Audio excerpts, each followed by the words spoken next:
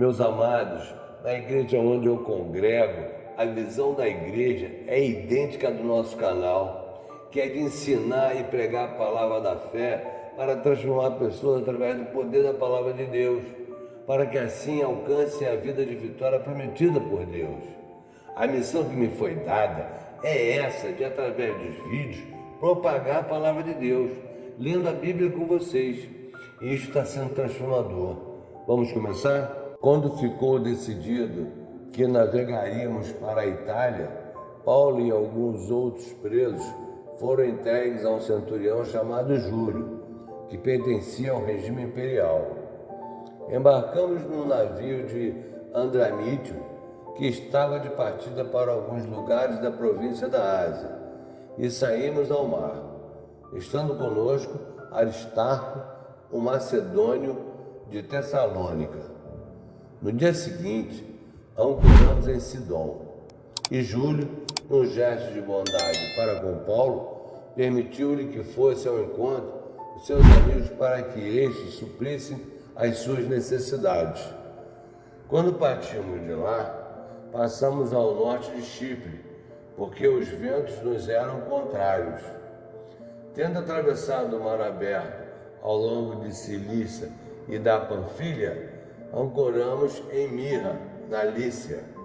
Ali o centurião encontrou um navio alexandrino que estava de partida para a Itália e nele nos fez embarcar. Navegamos vagarosamente por muitos dias e tivemos dificuldade para chegar a Cnido. Não sendo possível prosseguir em nossa rota, devido aos ventos contrários, navegamos ao sul de Creta, de frente a Salmona. Costeamos a ilha com dificuldade e chegamos a um lugar chamado Bons Portos, perto da cidade de Lazéia. Tínhamos perdido muito tempo e agora a navegação se tornara perigosa, pois já havia passado o jejum. Por isso, Paulo os advertiu: Senhores, vejo que a nossa viagem será desastrosa e acarretará grande prejuízo para o navio, para a carga e também para as nossas vidas. Mas o centurião, em vez de ouvir o que Paulo falava, seguiu o conselho do piloto e do dono do navio. Visto que o porto não era próprio para passar o inverno, a maioria decidiu que deveríamos continuar navegando, com a esperança de alcançar Fenícia e ali passar o inverno. Este era um porto de Creta, que dava para sudoeste e noroeste. Começando a soprar suavemente o vento sul, eles pensaram que haviam obtido o que desejavam. Por isso, levantaram âncoras e foram navegando ao longo da costa de Creta. Pouco tempo depois, desencadeou-se da ilha um vento muito forte chamado Nordeste. O navio foi arrastado pela tempestade sem poder resistir ao vento. Assim, cessamos as manobras e ficamos à deriva. Passando ao sul de uma pequena ilha chamada Clauda, foi com dificuldades que conseguimos recolher o barco salva-vidas.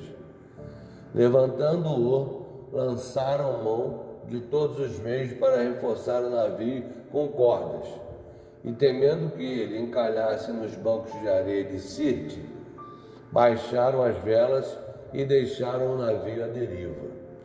No dia seguinte, sendo violentamente castigado pela tempestade, começaram a lançar fora a carga.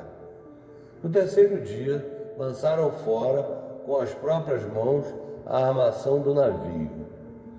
Não aparecendo nem sol nem estrelas por muitos dias, e continuando a abater-se sobre nós grande tempestade, finalmente perdemos toda a esperança de salvamento. Visto que os homens tinham passado muito tempo sem comer, Paulo levantou-se diante deles e disse: Os senhores deviam ter aceitado meu conselho de não partir de Creta, pois assim teriam evitado este dano e prejuízo. Mas agora recomendo-lhes que tenham coragem, pois nenhum de vocês perderá a vida, apenas o navio será destruído.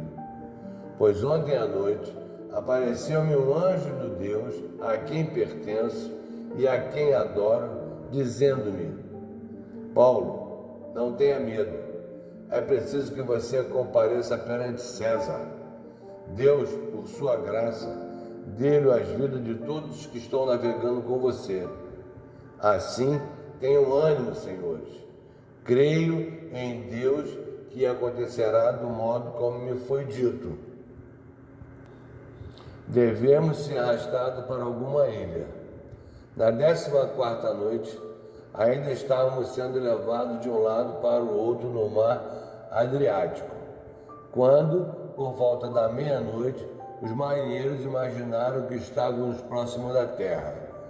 Lançando a sonda, verificaram que a profundidade era de 37 metros. Pouco tempo depois, lançaram novamente a sonda e encontraram 27 metros.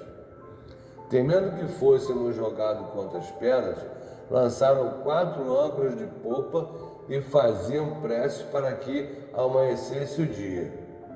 Tentando escapar do navio, os marinheiros baixaram o barco salva-vidas ao mar, a pretexto de lançar âncoras da proa. Então Paulo disse ao centurião e aos soldados: se estes homens não ficarem no navio, vocês não poderão salvar-se. Com isso, os soldados cortaram as cordas que prendiam o barco salva-vidas e o deixaram cair. Pouco antes do amanhecer, Paulo insistia que todos se alimentassem, dizendo: hoje faz 14 dias que vocês têm estado em vigília constante, sem nada comer. Agora eu os aconselho a comerem algo, pois só assim poderão sobreviver. Nenhum de vocês perderá um fio de cabelo sequer. Tendo dito isso, tomou o pão e deu graças a Deus diante de todos. Então o partiu e começou a comer. Todos se reanimaram e também comeram algo. Estavam a bordo 276 pessoas. Depois de terem comido até ficarem satisfeitos, aliviaram o peso do navio, atirando todo o trigo ao mar.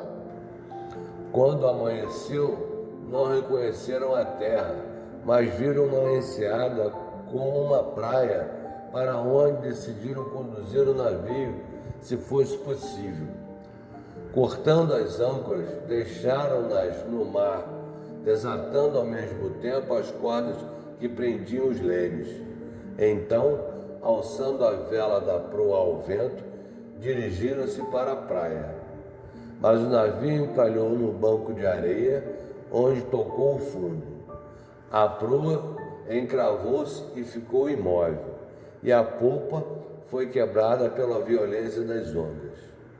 Os soldados resolveram matar os presos para impedir que algum deles fugisse, jogando-se ao mar. Mas o centurião queria poupar a vida de Paulo e os impediu de executar o plano. Então ordenou aos que sabiam nadar que se lançassem primeiro ao mar em direção à terra. Os outros teriam que se salvar em tábuas ou em pedaços do navio. Dessa forma, todos chegaram salvos. Agora eu vou compartilhar o devocional de Kenneth Reig, do dia 6 de março, que diz assim: palavras erradas. O que guarda a boca e a língua guarda das angústias da sua alma. Provérbio 21:23. Ao ouvirem as aflições, a maioria das pessoas quer culpar Deus por tudo. Então alguns perguntam: por que Deus permitiu que tal coisa acontecesse? Após as aflições terem sobrevindo a Jó, este disse: porque o que eu temia me veio, e o que receava me aconteceu. Jó 3:25. Jó abriu a porta e deixou que o diabo entrasse. Na maioria das vezes, nós somos a causa das nossas próprias aflições. Muitos caros irmãos cristãos não conservam o controle de sua boca e de sua língua. sempre estão falando palavras erradas. Não falam outra coisa, a não ser a respeito da luta que tiveram com o diabo. As palavras de derrota são erradas. As palavras de fracasso são erradas. As palavras a respeito de como o diabo nos estorva, de como ele impede o nosso sucesso, de como ele nos deixa doentes e nos conserva assim, são erradas. Palavras desse tipo dão a Satanás o domínio sobre nós e criam problemas. Quando, porém, temos a palavra de Deus em nosso coração e a pronunciamos, contrariando as aparências, contrariando a dor, contrariando os sintomas alarmantes, contrariando as circunstâncias excruciantes, tais condições ameaçadoras desaparecem. Que maravilha de palavra! E a confissão é a seguinte: guarda a minha boca e a minha língua. Fazendo isso, guarda a minha alma das angústias.